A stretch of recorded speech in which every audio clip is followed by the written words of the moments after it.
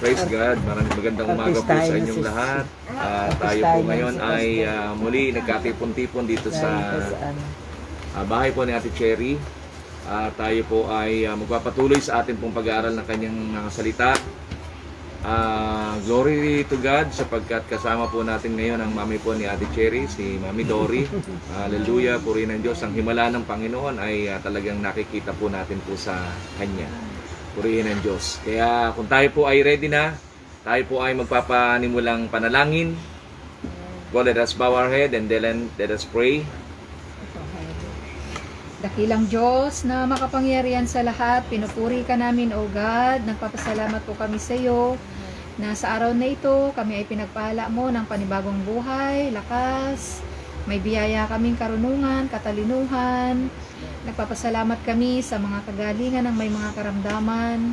Salamat, O Diyos, na hindi mo kami pinababayaan. Salamat sa mga biyaya at mga pagpapala na ipinagkaloob mo po sa amin sa mga nagdaang araw.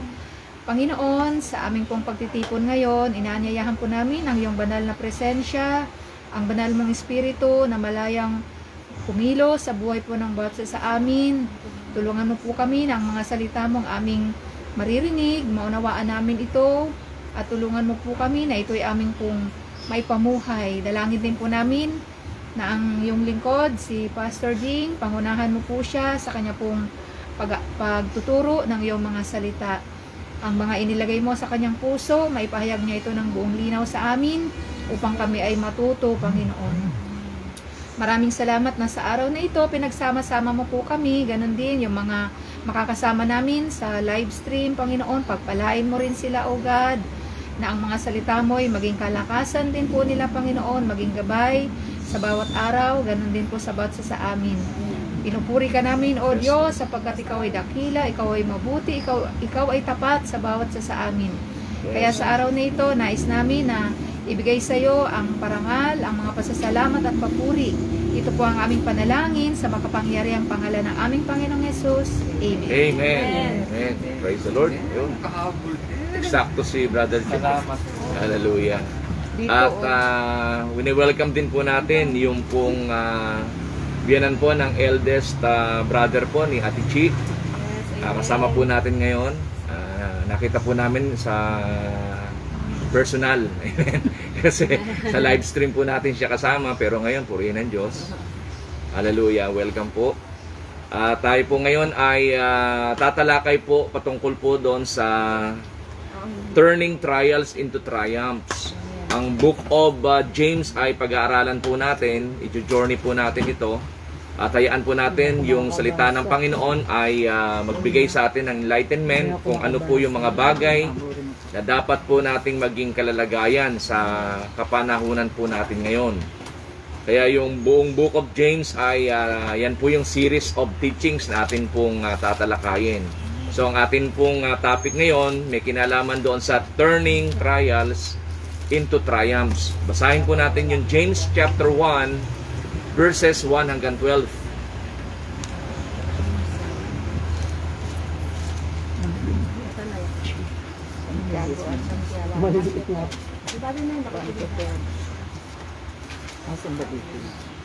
James chapter 1, 1 hanggang 12. Mula kay Santiago, lingkod ng Diyos at ang Panginoong Jesucristo, ipinapaabot ko ang aking pagbati sa lahat ng mga hinirang ng Diyos na nakikipanayam sa iba't ibang bansa.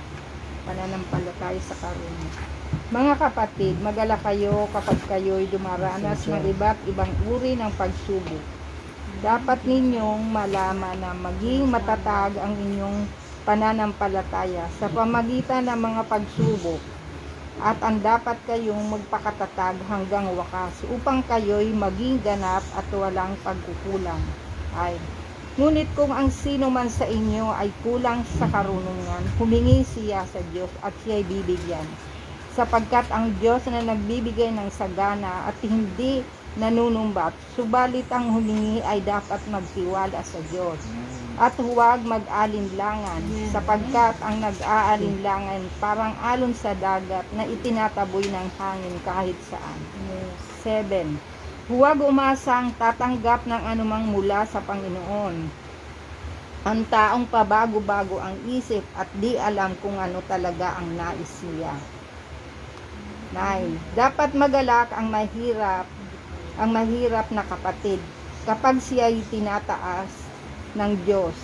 At gayon din naman ang mayamang kapatid kapag siya ay ibinababa, sapagkat ang mayaman ay lilipas na gaya ng bulaklak. Ang damo ay malalanta sa matinding sikat ng araw, malalagas ang kanyang mga bulaklak, at ang kumukupas ang kanyang kagandahan. Gayon din naman ang mayayaman ay mamamatay sa gitna ng kanyang mga kabanalan.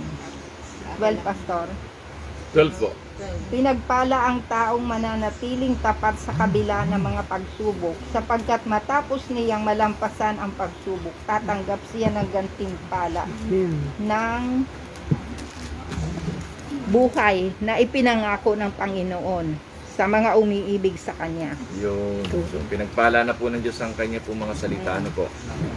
Yung makikita po natin dito sa binasa po ni Ate Milit, may mga bagay na kung saan nakapaloob sa sinasabi po ni James na meron pong mga various trials na tayo po ay pagdadaanan at pinagdadaanan po sa atin po mga buhay.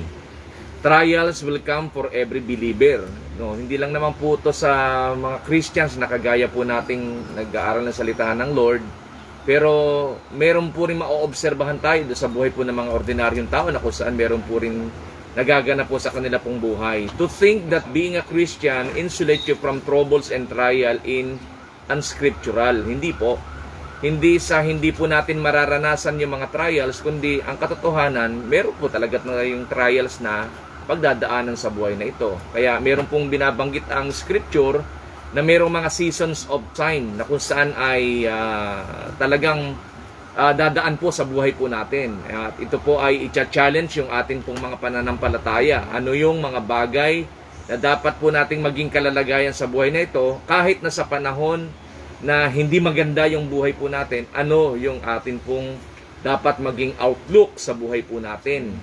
These trials are varied and diverse. Sometimes they are trials that comes from because we are human. Let's say, meron, di po ba? Meron mga sicknesses, financial needs, o di ba yung job loss. Ngayon, ang dami po niyan na dumadaan po dyan. Yung other naman comes from, we are kasi Christian. Sinasabi po ng Panginoong Hesus na mapalad kayo kung mayroong mga pagsubok tayong mga nararanasan. Sapagkat kung ano yung naranasan ng Panginoong Hesus, yun din ang mga mararanasan ng mga taong sumasampalataya sa Panginoon. So, ibig sabihin, marami pong pagmumula ng trials sa buhay po natin. Kailangan ma-identify po natin anong trials ang atin pong pinagdadaanan. Ito ba ay from human or being a Christian? So, both spiritual, physical, financial, lahat po yan pwedeng pagmulan ng trials.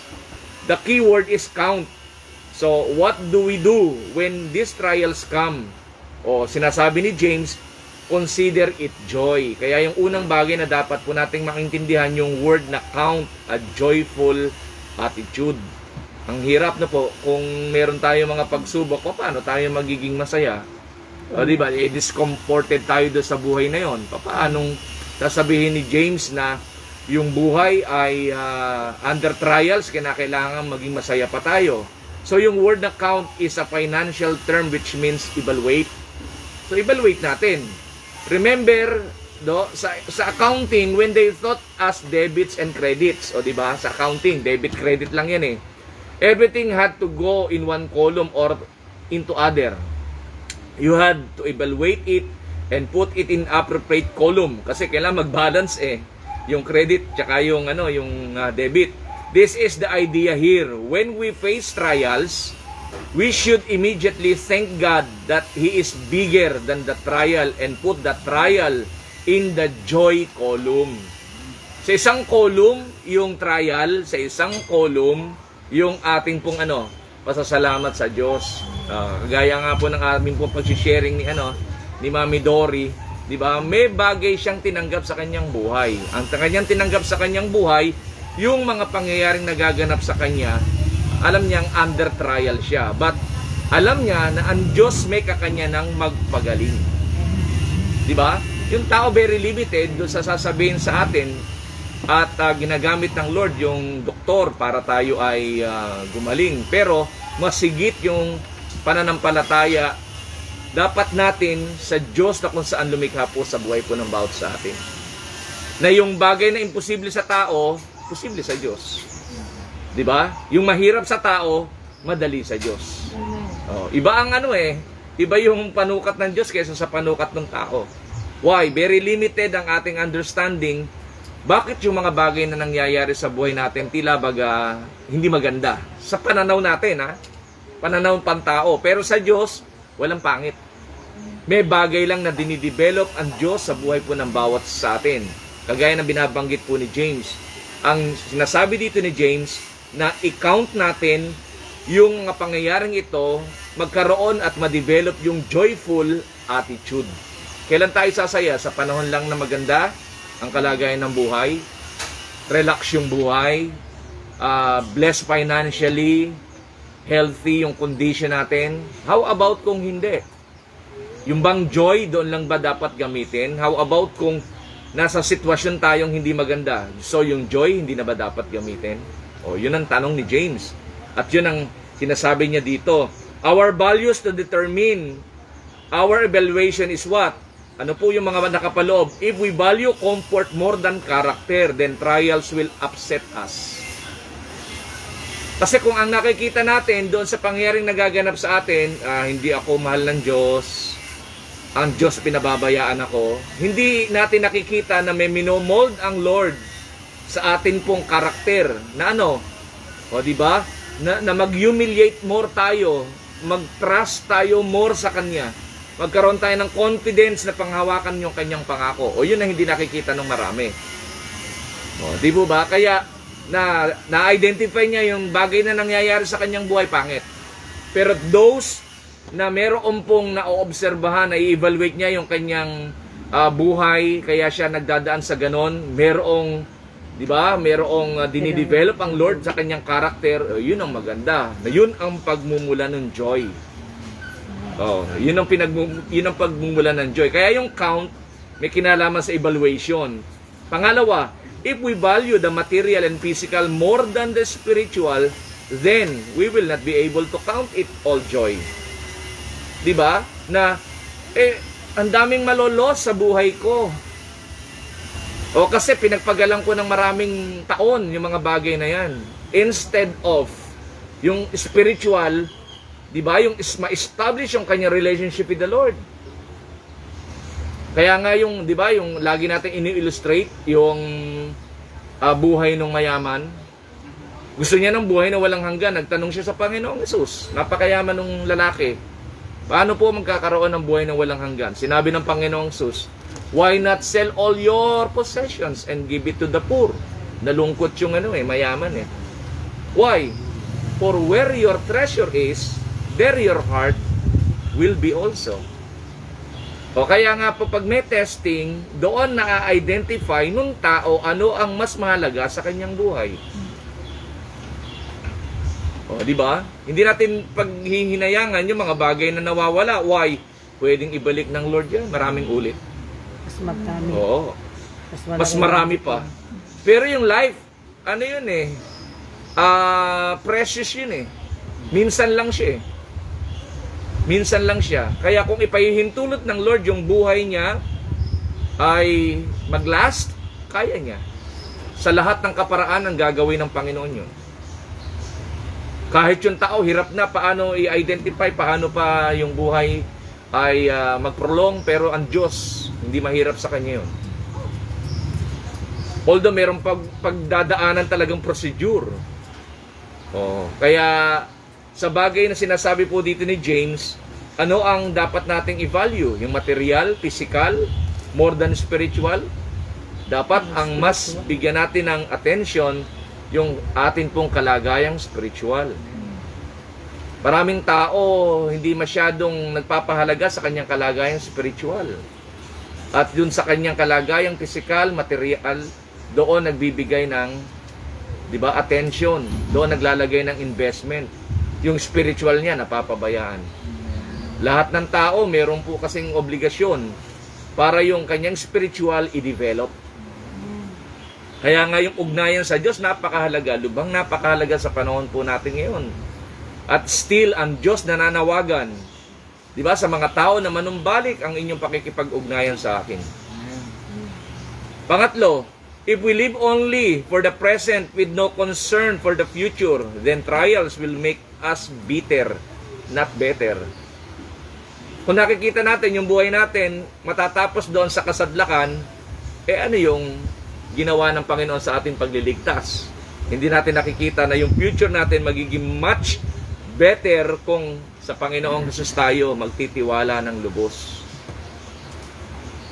O di po ba, may binabanggit ang scripture, some boast in chariots, some boast in horses, but we will be boast in the name of the Lord our God. Kaya ito po yung dapat ma-develop. Na sinasabi ni James na sa panahon na mayroong mga trials na nagaganap sa buhay po natin, huwag nating basahin ng pangit. Kundi tingnan natin sa view ng Diyos. Paano nating malalaman yung view ng Diyos kung hindi tayo, di ba, connected sa Kanya? Naiintindihan ng mga tao kung ano yung mga pangyayaring nagaganap sa Kanya kung yung kanyang relationship, of course, intimate sa Diyos. O, di ba? Kailangan intimate yung kanyang ugnayan sa Panginoon. Ayos yung kanyang relasyon sa Diyos. Not unless ayusin niya yung kanyang relasyon sa Diyos, hindi niya makikita yung outlook ng kanyang buhay, kung saan patungo. Kaya nga marami pong sa panahon po natin ngayon, o di ba?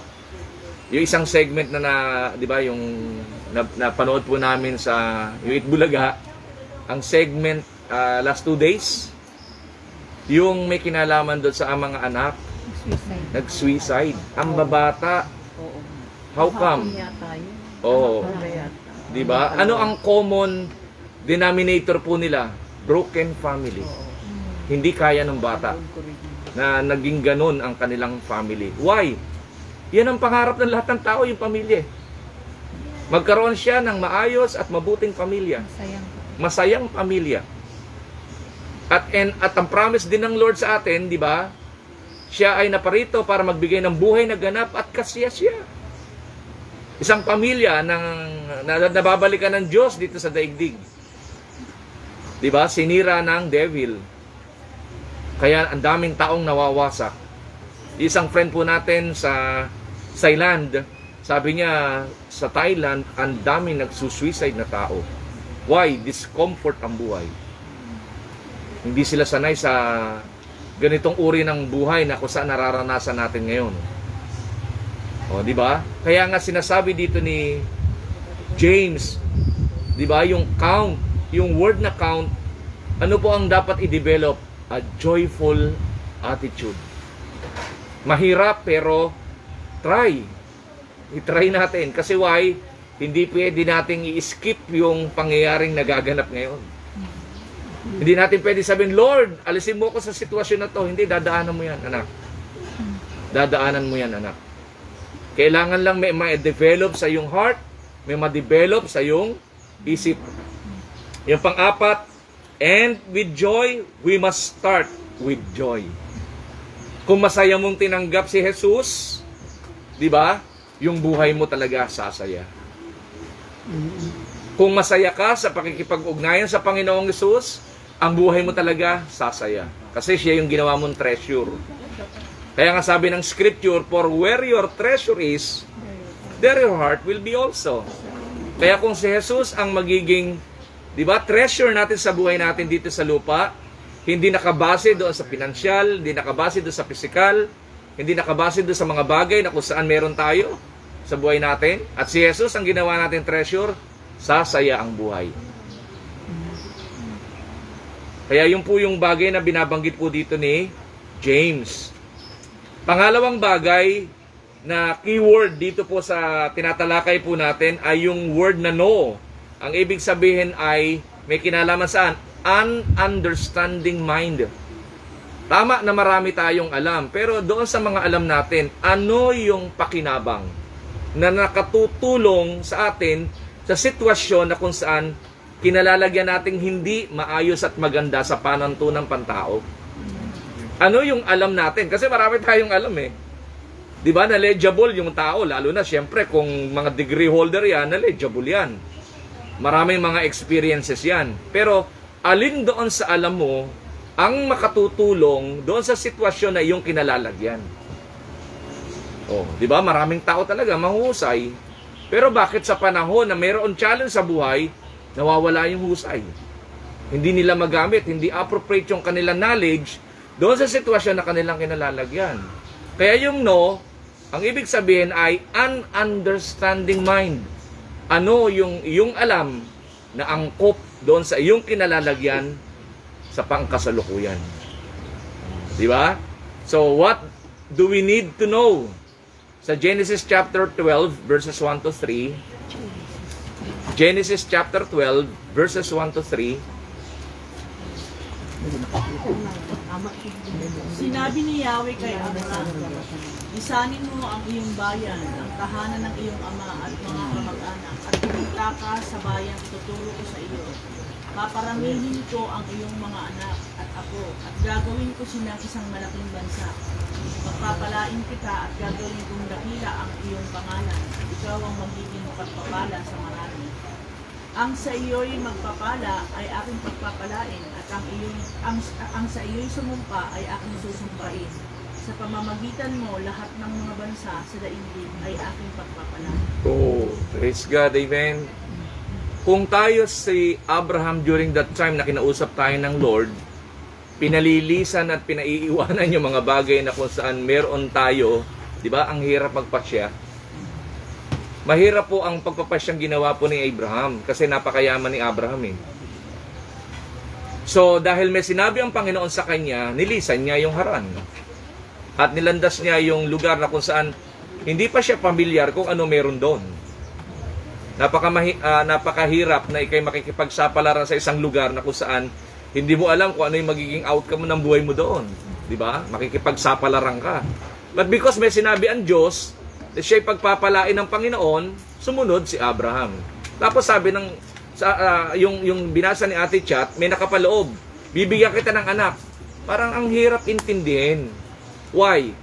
Kasi po ang sitwasyon ni Abraham during that time ay nasa, sabi na natin, ano na siya dun eh, senior citizen eh, 75 years old.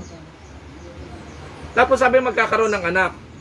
Kung magkakaroon ng anak, bakit, di ba, magtataka ka, bakit naman Panginoon, pinatanda mo pa ako? Di ba? Dapat nung bata-bata pa ako magkaanak. Oh, halimbawa, let's say, ang edad ni Abraham compare kay Sarah, 10 years ang gap. So, ibig sabihin, senior na rin si Sarah. Tapos, ang problema pa, barren. Oh. Saan magmumula yung fulfillment ng sinasabi ng Diyos sa kanila? Walang pagmumula na nakikita sila na pagmumula nung sinasabi ng Diyos. Kung hindi pananampalataya. Ang pananampalataya sa Hebrews chapter 11 verse 1. Amen? Umaasa ka doon sa mga hindi mo nakikita. Kaya yung panahon po natin ngayon, gamitan ng pananampalataya. Kaya pag hindi ka gumamit ng pananampalataya, manghihina ang buhay mo sa panahon natin ngayon. Oo, kasi marami ka naririnig, marami ka nakikita eh. 'Di ba? Yung mga naririnig at nakikita natin hindi po ordinaryo. Kaya nga yung iba nasa hopeless case ng kanilang kalagayan ng buhay eh. Kaya nga para hindi nila kayang i-absorb, 'di ba? Meron ng suggestion yung devil, tapusin mo na ang buhay mo, hindi mo kaya eh. Kaya nga, 'di ba? Nadideceive yung marami pong mga tao sa panahon natin ngayon. Likewise, sa panahon din ni Abraham, ganun na. At sa panahon po ni Abraham, during that time, di ba, meron din pong famine. Ibig sabihin, meron ding mga pangyayaring nagaganap na hindi nila naman gustong maganap, pero dapat nilang daanan. Ibig sabihin, kikilos ako sa pananampalataya ko sa sitwasyong ganito. Kumbaga, may taghirap din sa panahon nila. Basahin po natin ang Genesis 12, support. Mahaba po yan. O, di ba?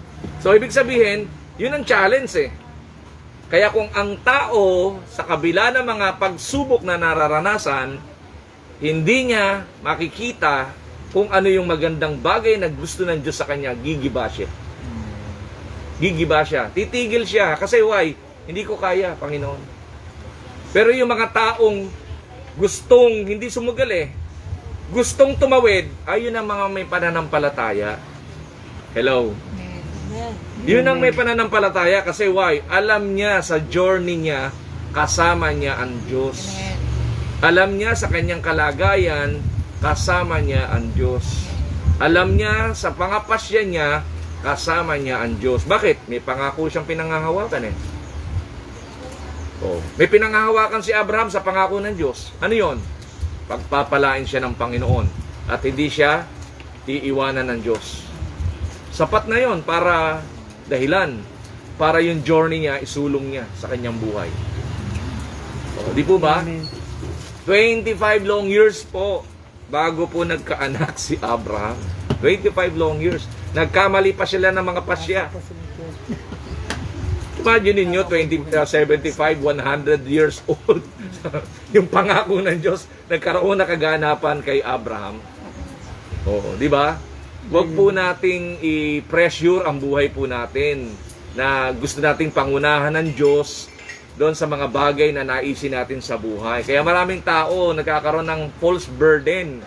Kasi why? Meron siyang expectation sa kanyang buhay na magaganap, mangyayari sa kanya, and yet, pinapapangunahan na niya ang Diyos. Nagkakaroon ng false burden. Kaya pag nagkaroon ka ng false burden, titigil ka. Madi-discourage ka. At sasabihin mo, iya ko na. Ang Diyos naman pala eh. Hindi naman pala ako sinasamahan. Hindi naman pala totoo na siya kasama ko sa aking journey. Eh bakit hindi nangyayari yung pangako niya sa akin? O di ba? Kaduda-duda nga naman yun. 75 ako pinangakuan. Aba, ilang taon na ako? Wala pa. Magdududa ka talaga eh. 25 long years. Ano dinidevelop kay Abraham? Faith. Yun din ang dinidevelop po sa atin. Amen. Kaya kapag meron po tayong, di ba, meron tayong mga pangyayaring nagaganap, ano yung alam mo? Amen? Ano yung alam mo mula sa salita ng Diyos ang magiging tool para ka ano? Makatawid. Oh. Na pinanghahawakan mo para ka makatawid sa iyong journey despite na ganito ang sitwasyon. O, di ba? Kagaya nga ng binagbanggit natin, yung mga trials, may mga pinagmumulan eh. O, ano po mga pinagmumulan ng trials? O, as human, yung sicknesses, financial needs, job loss, o so forth, o etc. Sa spiritual naman, ano po? O, yung persecution as a Christian. O, kung hindi natin titingnan niya ng maayos, o di ba? Pwedeng huminto tayo. Teka muna, pressured ako, under pressured ako. Ayoko na. Eh, siyempre, ang mga tao, pag discomfort yung buhay, parang ayaw magpatuloy. Ang sinisik kasi ng tao ngayon, sinasanay kasi tayo ngayon sa mga madadaling bagay, di ba? Oo, di ba po? 3-in-1. Dipindot na. Oo, dyan tayo sinasanay ngayon eh. Mabibilis eh. May bullet train. Oo. Ganyan na ngayon ang training natin eh.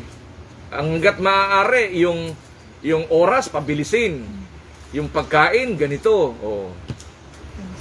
Instant. Susugo na. Oo. Di ba? Hindi katulad noon, hindi. Dadaan tayo sa proseso. Manual kasi noon eh. Eh ngayon, hindi. Luto nga lang, di kahoy ulo. Oo.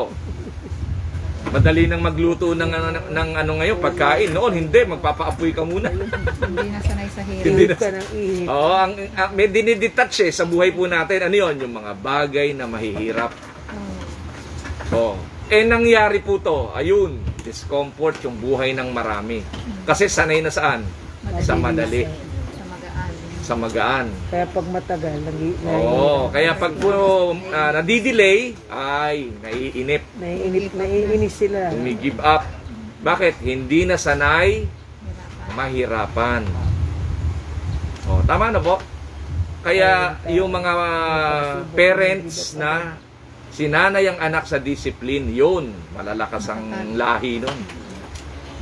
Pero yung mga lahing sanay sa yung instant, ay mahina yan. Mahina po yan. Kaya lagi natin nasasabi, mas mabuti, mainam ang buhay noon.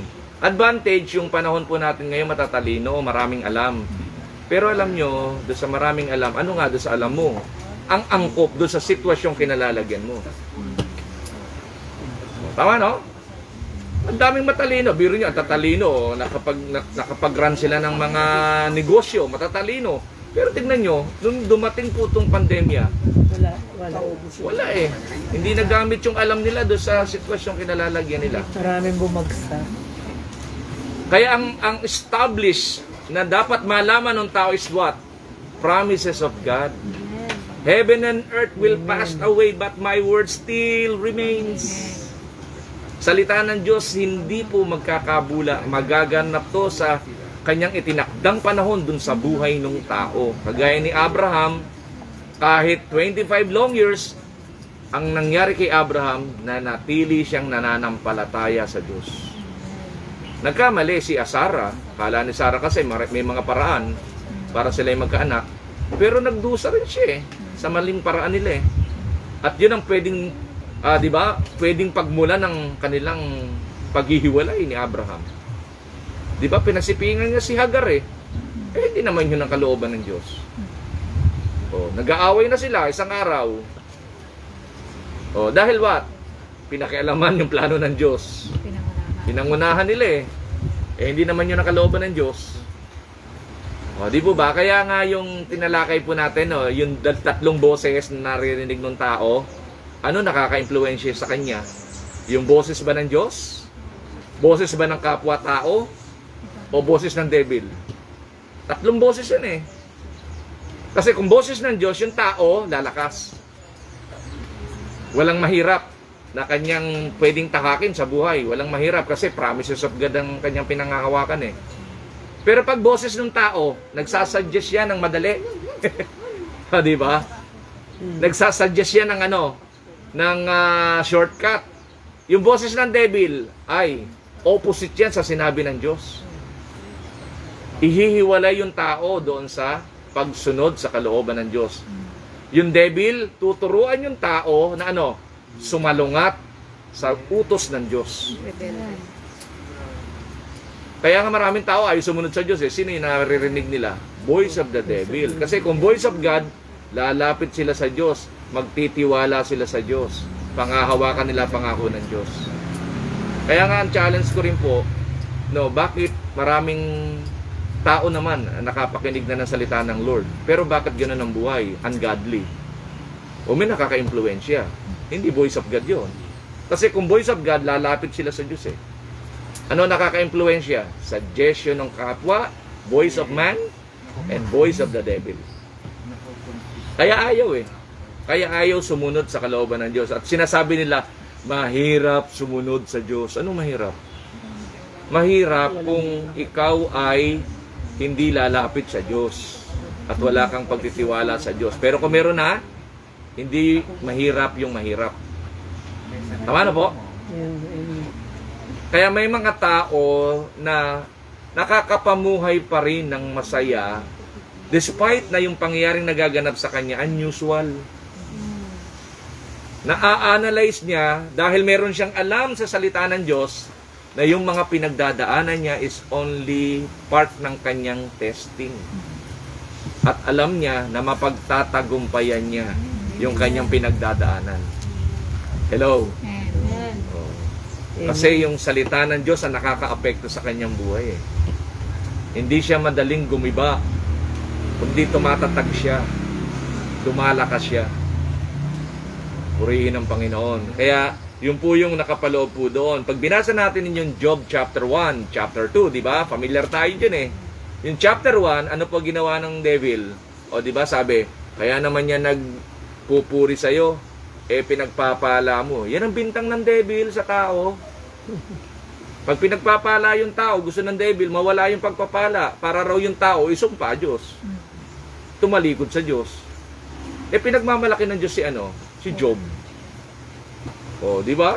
Sabi ng Panginoon, pinaparaphrase ko po, o sige, pakialaman mo, wag lang yung buhay, ha? Ano po ginawa ng devil? Tinanggal lahat ng meron si Job. Anak, ari-arian, kayamanan, lahat inalis. Pinakialaman. Kaya pag may problema yung tao, ano po, hindi Diyos ang may kagagawa nun, devil. Huwag po natin pagbibintangan ng Diyos. Maraming nalilito po dyan eh. Tama po? Pagbibintangan nila Diyos, Panginoon, bakit mo ako ganito? Ganyan, ganyan. Hindi Diyos ang may kagagawa nun. Ang may kagagawa nun, devil. Kailangan ma-identify po natin. Tama po? Kaya ano nangyari po? Di ba? Nawala lahat ng possession ni Job. Pero ano sabi niya? Yung dulo ng chapter 1 ng Job, hubad akong ipinanganak, hubad ding akong babalik sa Diyos. Ibig sabihin, lahat ng bagay na meron ako galing sa Diyos. Siya nagbigay, siya ang babawi. Siya lang may karapatan. Siya ang may right. Di ba? Chapter 2, hindi tumigil yung devil, bumalik. Ano naman ang ginawa ni devil? Meron na naman sinabi, kaya naman yan sa'yo nagpupuri. Kaya naman sa'yo sumusunod niya kasi, pinagpapala mo eh. Subukan mong lagyan ng ang kanyang buhay. Isusumpa ka niyan. Oh, sabi ng Panginoon, okay, kasi confident ang Diyos sa ating lahat eh. No po? Na ang Diyos ay, alam niya, na ang tao ay nagmamature sa panuntunan ng pagkilala sa Kanya. Hello, amen po ba? Amen. Kilalang kilala po tayo ng Panginoon. Amen? At pinagmamalaki po tayo ng Diyos. Amen? O sige, sabi ng Diyos, ano ba gagawin mo? Pinakailaman yung kalusugan. Ano po ang nangyari kay Job? O di ba nilagyan ng karamdaman na hindi magamot?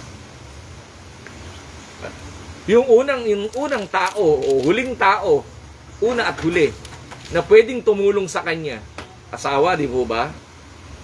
Ano sabi ng asawa? Oy Job, wala ka na ba sa sarili? Kuha ko sa iyo, sumpa mo na Diyos mo.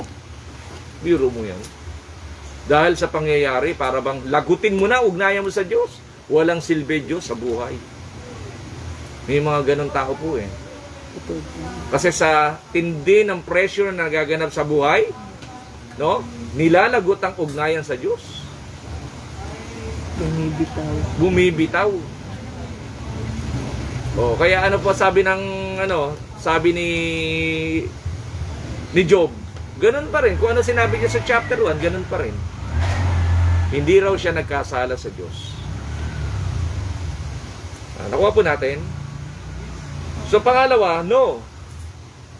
Ano yung understanding natin in mind na pinangahawakan natin para yung mga pinagdadaanan natin na ito, mapagtagumpayan po natin. Sapat yung Word of God eh. Yung promises of God na pinangahawakan mo para ikaw ay magtagumpay kung ano man ang iyong pinagdadaanan sa buhay.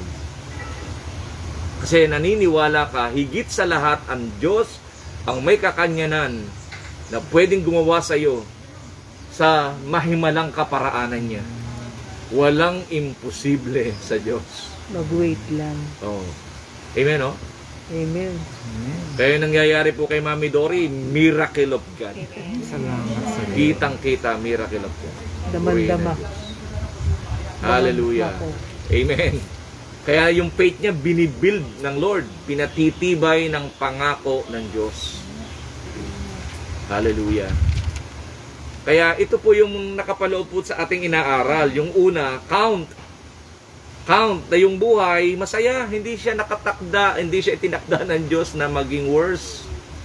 Nakatakda ang buhay na maging masaya. May nagpapalungkot lang sa buhay. Maaring yung kapwa natin or the devil himself.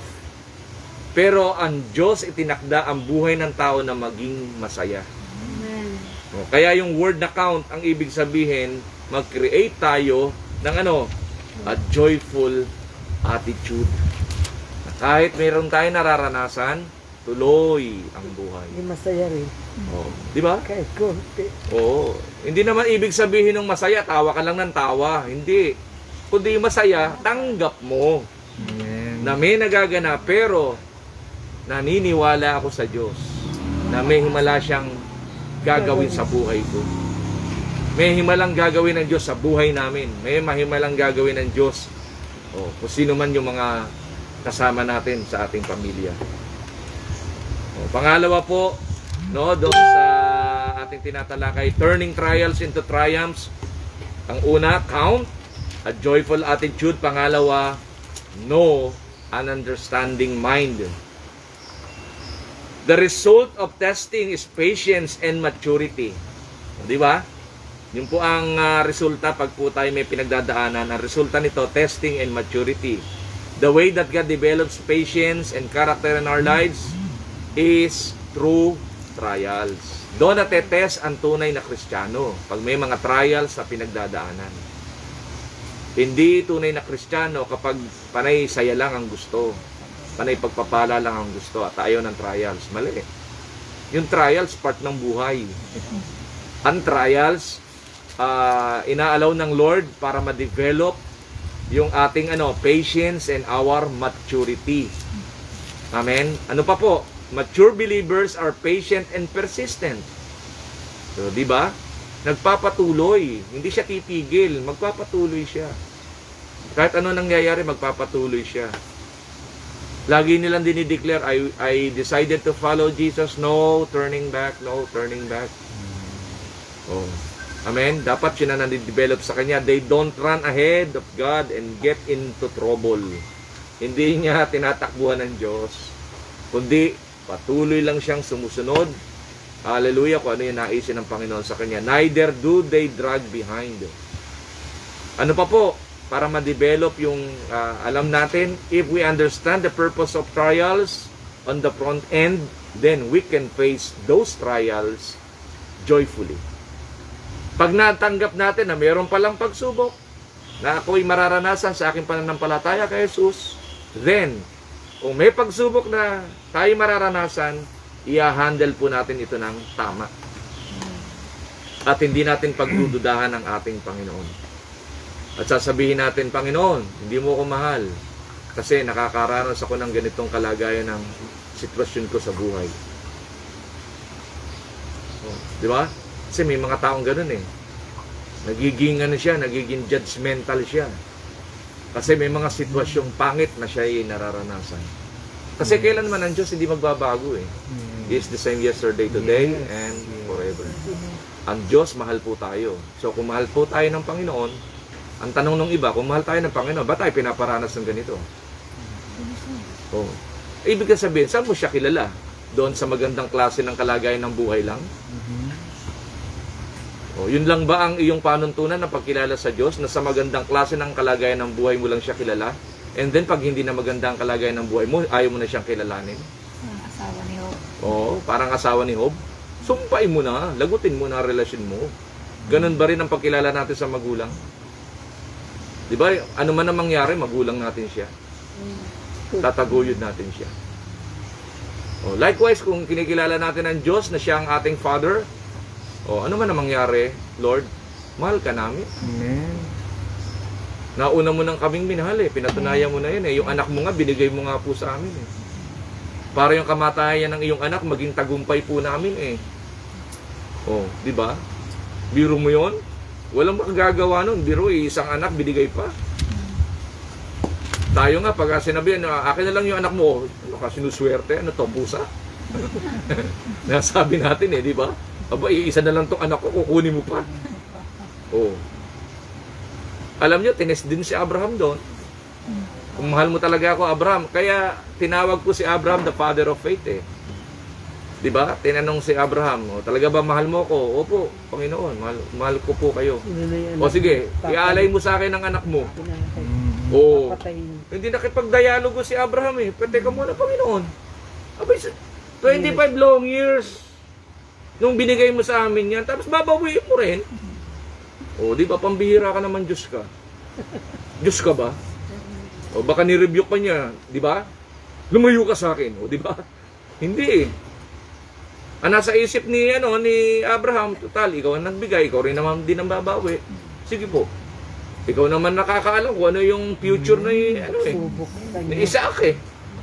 At hindi ko alam kung paano pa nga dadami yung anak ko. Pero, sige. Kasi ikaw ang nagbigay, oh, tingnan nyo. Di ba?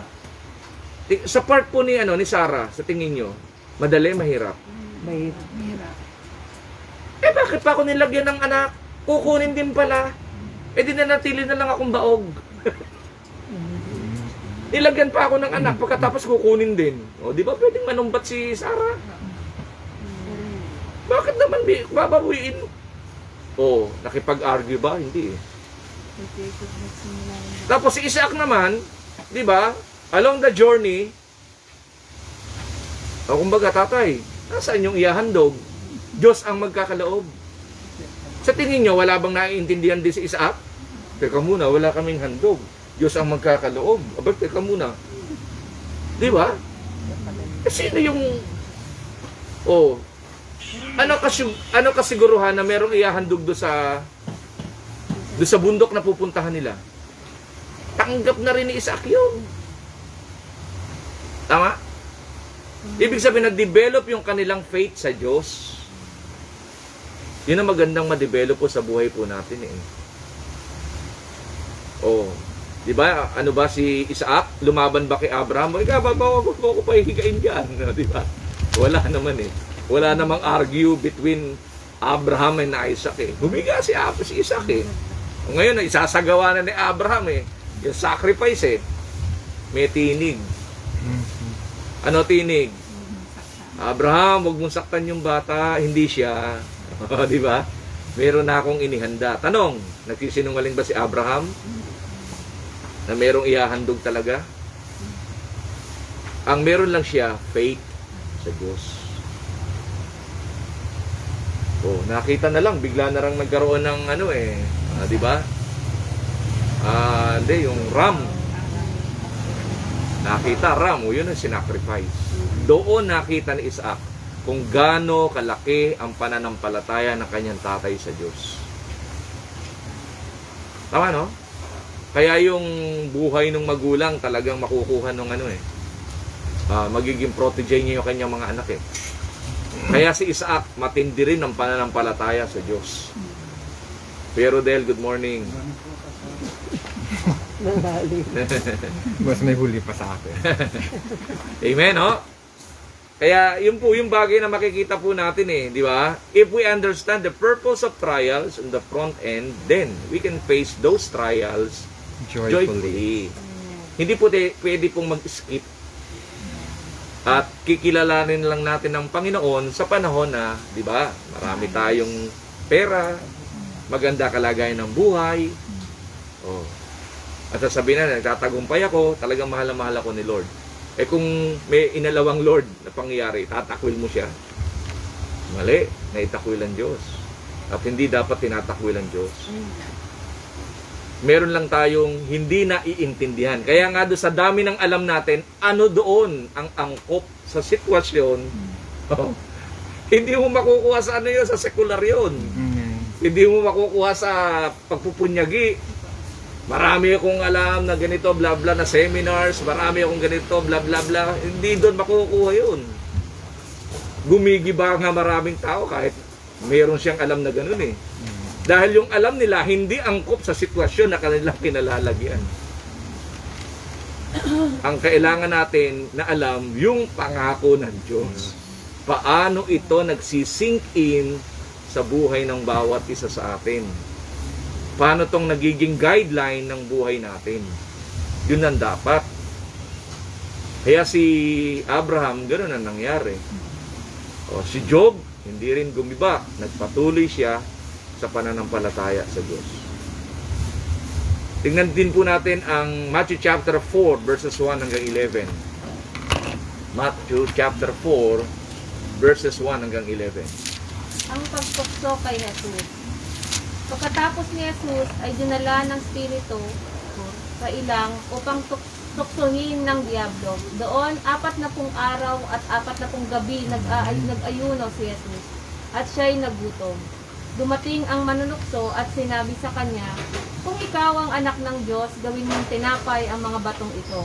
Ngunit sumagot si Jesus, "Nasusulat, hindi lamang sa tinapay nabubuhay ang tao, kundi sa bawat salitang namumutawi sa bibig ng Diyos." Pagkatapos nito, dinala siya ng diablo sa taluktok ng templo, sa banal na lungsod.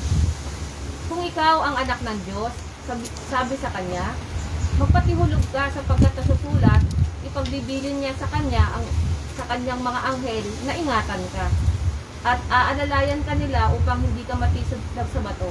Sumagot si Jesus, "Nasusulat din naman, huwag mong subukin ang Panginoon mong Diyos." Pagkatapos, dinala siya ng diablo sa isang napakataas na bundok.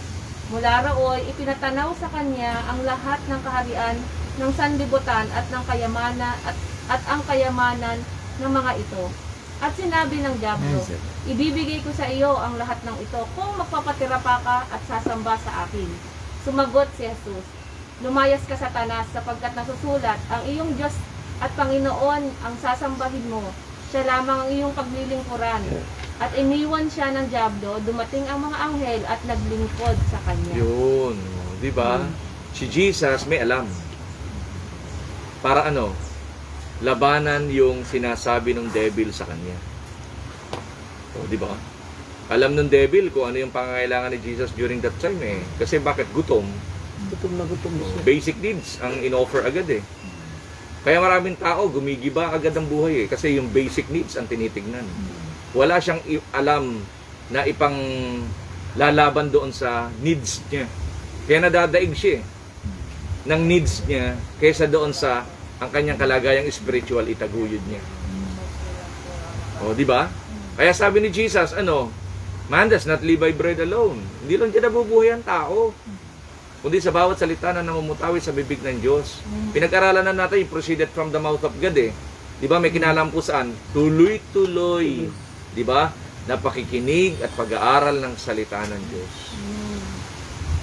Nadidevelop yung kanyang pananampalataya. Titibay, tatatag ang kanyang pananampalataya sa Diyos. Amen? Kagabi po, ang pinag-aralan din po namin sa PNP, yung Live by Faith. Yung isang bagay na sinabi po natin doon, yung may kinalaman doon sa ang pananampalataya, hindi by sight. Ang pananampalataya, naniniwala ka, umaasa ka, hindi mo nakikita. Yeah. That's faith. Yun ang faith. Kasi pagka by sight, hindi faith yan. Kaya maraming tao mahina buhay kasi by sight hindi by faith. O, di ba? O, sige. O, di hindi ka dyan nakukuha. O, di umakyat ka sa tulok-tok ng templo. Tumalong ka. O, protection naman ang O, sasaluhin ka ng mga anghel. Nag-quote din ng verse. Psalms 91. O, nasabi ni Jesus, meron din siyang alam. O, nirefute niya yung sinabi ng devil. Ano yung sinabi niya? Huwag mong itetempt ang Panginoon mong Diyos. O, di ba? Ingatan ka ng Panginoon, pero huwag mo siyang itetempt. O, tama, no? May protection talaga tayo. O, sige, ibibigay ko na lang sa iyo yung splendor ng world. O, iyo'y lahat. O, ano sabi niya? Away from me, Satan. Ang Diyos lang ang iyong sasambahin. Ibig sabihin, ano yung alam natin as human para magamit natin sa sitwasyon na kinalalagyan po natin, ongoing, para mapagtagumpayan po natin. Hindi ito alam lang natin sa school, hindi lang to alam mula doon sa mga seminars. Hindi lang yun eh. Hindi sapat yun eh. Dapat ang alam natin yung salita ng Diyos, na kung saan ating pinangahawakan para kung ano man ang ating pinagdadaanan po sa panahon po natin ngayon, kaya natin, naiintindihan natin at kaya nating mapagtagumpayan. Kasi may mga ibang tao ayaw nang magpatuloy sa kanilang journey sa pagsunod sa kalooban ng Diyos. Ang nakikreate na sa kanilang mind, nagdududa na. Parang hindi ako dinidinig ng Diyos. Parang hindi ako mahal ng Diyos. Oh, may pagdududa na eh. Hindi sa Diyos yun eh. Hindi tinig ng Diyos siya naririnig niya eh. Kasi kung tinig ng Diyos, mapapalapit siya sa Diyos eh. Lalakas yung buhay niya eh. Diba? Tingnan nyo, may mga taong ang laki na ng problema. Tingnan nyo. kaya niya pa rin mamuhay ng normal. Pero meron naman mga tao, parang ayaw na magpatuloy sa buhay. Tumigibak na. Nag-give up. Kaya nga, ano yung alam mo? Di ba? Ang dami natin alam eh. Tama no? Knowledgeable ang maraming tao. Ngayon, yung bang alam mo, sapat. Amen? Yung pinangahawakan para ka makapagpatuloy sa iyong journey sa buhay. Kaya nga, salita ng Diyos, ang dapat nating, di ba, maging sandigan. Kaya sabi ni Jesus, man does not live by bread alone, but in every word that proceeded from the mouth of God. Ngayon, kung ang tao naman, di ba, sabi ng Matthew chapter 7, ang wiser listener, hindi naman nagsasagawa nung kanya napapakinggan, ano nga yung alam niya? Hihina din. Kasi hindi naman niya pinuput into action. Hindi rin madidevelop ang faith. Kailangan nagpuput into action. Sinasabuhay, sinasagawa. What he learned, what he heard, what he studied.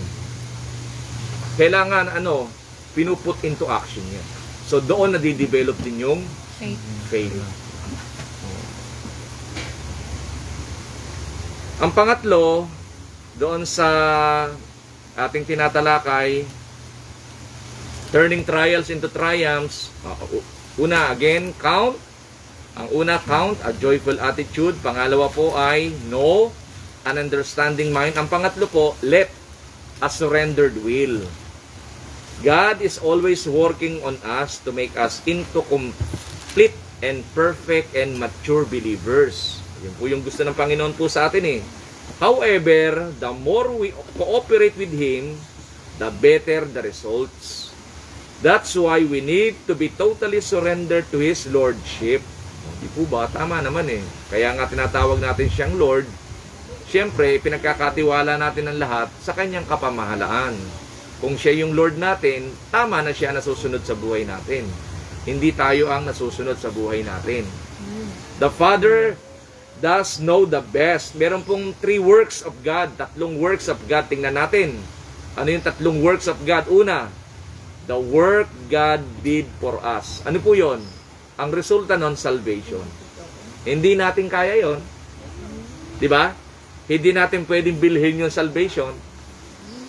Yung mayaman, di ba, nagtatanong ng buhay na walang hanggan, interested siya, pero hindi niya kaya nung sinabi ng Panginoong Hesus. Kaya yung unang work of God sa buhay natin, the work God did for us is what? Salvation. Pangalawa, the work God does in us. Yung isa did for us. Ito naman, pangalawa, the work God does in us. Ano po yon? Sanctification. Diba? Day to day, diba? Meron siyang binabago sa buhay po natin.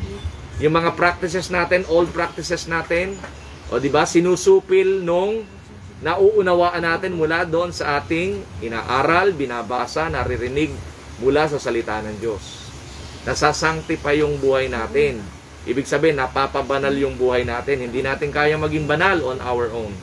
Pero nasasanctify, nagkakaroon ng transformation, nagkakaroon ng changes. Ano po yung bagay na maintindihan natin? Yung Diyos kasi may ginagawa sa buhay po ng bawat isa sa atin. Kaya nga pag may trials, may kinalaman yan saan? Di ba? Sa changes. May inaalaw na baguhin ng Panginoon sa buhay po natin. Pangatlo, na work of God ay the work God does through us. Ano po naman yon? Binibigyan niya tayo ng opportunity to serve. Maglingkod tayo sa Kanya. Serve Him on our best. Kung nag-excel tayo sa, di ba, sa secular, how much more dapat mag-excel tayo doing the will of God in our life. Dapat nag-excel tayo sa kalagayang spiritual. Tama, no? So, kaya kung merong mga testing na tayo nararanasan, kaya po natin. Kaya yung pangatlo po, let, yung word na let, surrendered will po yun. Yung buhay po natin, lubos nating ipinagkatiwala sa Diyos. Pang-apat, yung ano po, ask, yung believing heart.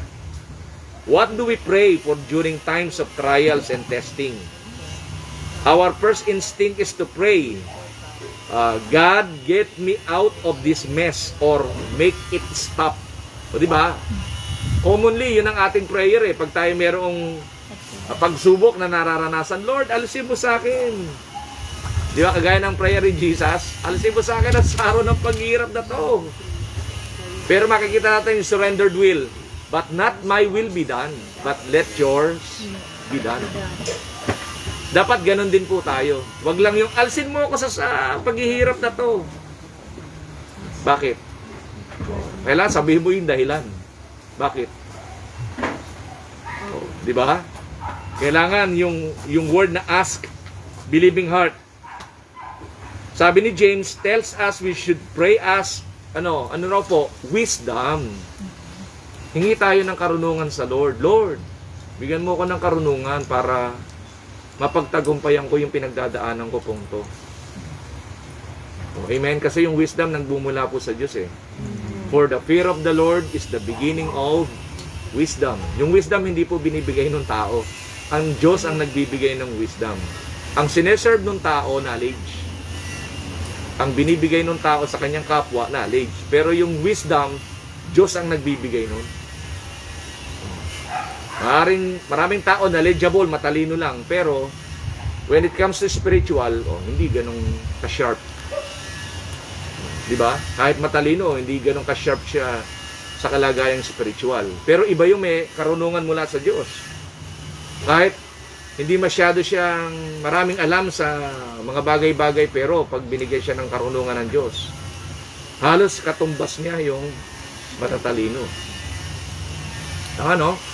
Kaya hinirang ng Diyos ang mga mangmang, yung hindi sinasabing may karunungan pantao lang para raw hiyain yung mga matatalino na kinukonsider ng daigdig sa mundong to. Kaya binabanggit po dito, we need wisdom so that we will not waste the opportunities that God is giving us to mature. Who wants to have to go through it twice because we didn't learn what we were supposed to do the first time. Remember the old saying, those who do not learn from the past are doomed to repeat it. Yung mga tao raw na hindi natuto sa nakaraan, mauulit lang yung mga pangyayaring naganap sa kanyang buhay. Kasi why? Walang karunungan mula sa Diyos. Learn from our past. Kung meron po tayong mga pangyayaring naganap sa nakaraan, maging lesson sa atin yon para tayo maging matalino sa pangkasalukuyan. Some people keep going through the same trials over and over because they never ask God for wisdom so they can learn. Bakit nagpapaulit-ulit? Hindi natututo sa buhay. Bakit? Hindi lumalapit sa Diyos at humihingi ng karunungan mula sa Kanya. O, kaya yung buhay, paikot-ikot, nahihilo doon sa paikot-ikot na kalagayan ng buhay. So, how do we ask? We ask in faith, believing that God will answer and give us wisdom that we need. In contrast to the double-minded, who is like the wrath of the waves, 1 minute and down the next, tossed back and forth. O, ano po ang dapat natin gawin? Diba? Humingi tayo sa Diyos. Sa paglapit natin sa Lord, talagang hihingi tayo ng karunungan sa Panginoon. Kaya nga nadidevelop yung ating relationship sa Kanya. Hindi pwedeng hindi ma-develop kasi sa Kanya ka hihingi ng karunungan eh. Amen? Sa pangwakas po, basahin natin ang Romans 8:31 hanggang 39. Huling verse na babasahin po natin. Romans 8:31 to 39.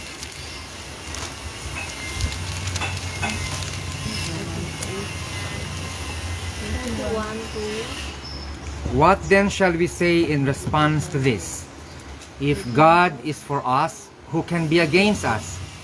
He who did not spare his own son, but gave him up for us all, how he will not also, along with him, graciously give us all things?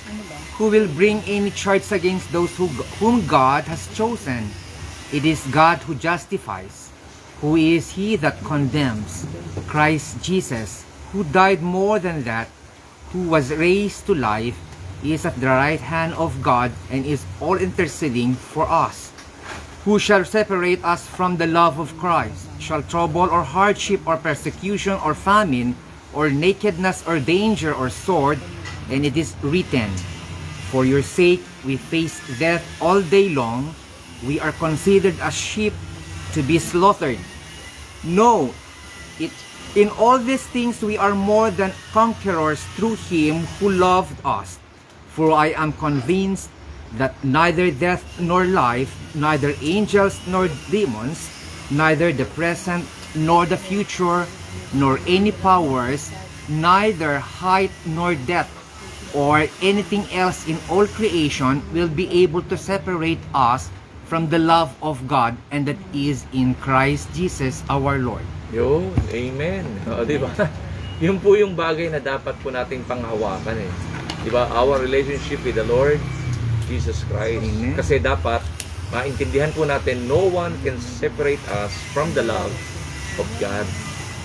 Kung meron tayong first love sa buhay po natin ito, hindi po yung ating mga asawa. Ang una dapat nating mahal, Diyos. Pangalawa lang yung asawa natin. Pangalawa lang kung ano yung tinatangkilik po natin sa buhay. Amen. Una ang Diyos. Kasi yung iba binabaliktad eh. Nasa huli Diyos eh. Amen. Amen? Kaya lakas ang kanyang pinagtitiwalaan, hindi ang Diyos. Eh kulang yung lakas ng tao para i-manage niya yung buhay niya. Hindi niya kaya.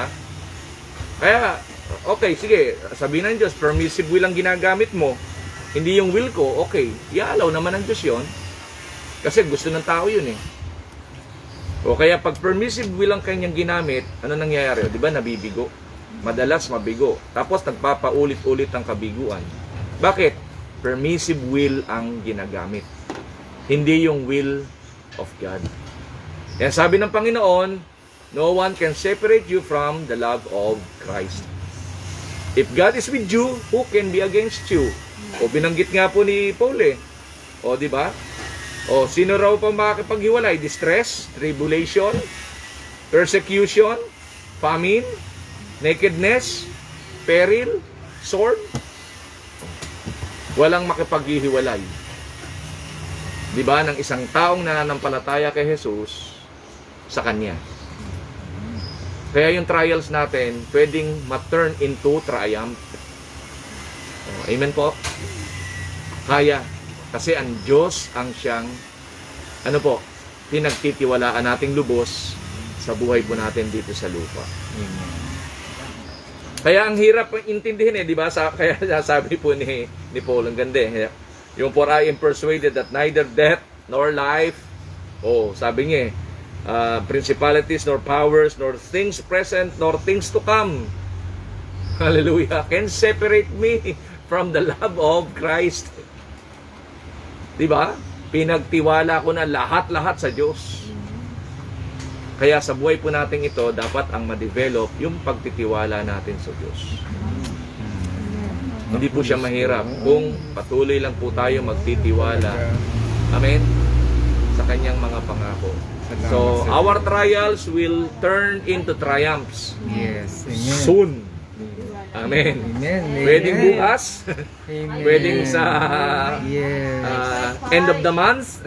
Pwedeng next month. Yes. Kung kailan niya marapating ipahintulot sa iyo yan. Yes. Pero sure na magtatagumpay tayong lahat. Amen. Hallelujah. Amen. So hanggang doon lang po yung ating pong pag-aaral, yung turning trials into triumphs. So next week po, yun naman pong chapter 2 ang atin pong tatalakayin. So yung buong book of James ang atin pong didiscusin para makita po natin Para ano mabitin, yung nakapaloob po dito. So again, tayo po ay mag-pray. May nakapagsulat dahil sa nakatutok. Nakasarap. Opo. Ganda ng topic. Praise God. Sige po. Ganda nga. Magko-closing prayer po tayo. Sige po. Hallelujah, Lord. Salamat po sa araw na ito. Ibinigay niyo sa amin na pagkakataon makapag-aaral, Lord. Maraming salamat. Sana po kung ano man pong mga trials ang pagdadaanan namin, lagi po sana kayong nasa tabi namin, Lord. Patuloy niyo po kaming gabayan sa araw-araw, Lord. Maraming salamat po at maraming salamat din po sa patuloy na nanonood sa aming live stream. Salamat po sa lahat. Maraming salamat po, Lord, sa buhay ni Pastor na ibinibigay niyo po sa amin sa araw-araw para po sa aming pag-aaral, Lord. Maraming salamat po sa lahat ng mga biyayang patuloy niyo pong ipanagkakaloob sa amin, ang kaligtasan, ang kalusugan, Lord. Maraming salamat. Sana po'y ang araw na po'y maging pagpapala po sa aming lahat. Ang paggaling po ng aming mga karamdaman at kung ano man mga pinagdadaanan namin, Lord. Yes. Sana po'y manatili po kayo sa amin at laging maging gabay namin. At sana po'y maging malinaw po sa lahat ang lahat ng kung ano man pong pinagdadaanan ay pagsubok lang, Lord. Maraming salamat, Lord, sa lahat ng pagpapala. Ito pong samot dalangin namin sa matamis na pangalan ni Kristo Jesus. Amen. Reminder po sa atin, the conclusion ng atin pong topic ay may kinalaman po doon sa we are blessed and happy as we endured trials. Yes. Amen. They do not defeat or shake our faith because we can look past the trials and understand their purpose and result. Ultimately, we will be rewarded with, ano po, ang tatanggapin natin from the Lord kung tayo po'y lalagpas dun sa trials, crown of life. Amen. Purihin ang Panginoon. Hallelujah. Again, declaring, Lord God, the miracle healing upon the life of Mami Dory. Amen. Nakasama po namin ngayon, nag-e-enjoy sa pag-aaral ng iyong salita, binibuild mo yung kanyang faith in you. Hallelujah. Kaya patuloy po kaming nagdi-declare ng himala ng iyong kagalingan sa kanyang buhay, Lord. In the mighty name of Jesus Christ, ganun din sa lahat ng mga concerns at request ng lahat ng aming pong mga kapatid. Hindi man namin na-mention, but you know them by their names, Lord God, at mga sitwasyon na pinagdaanan.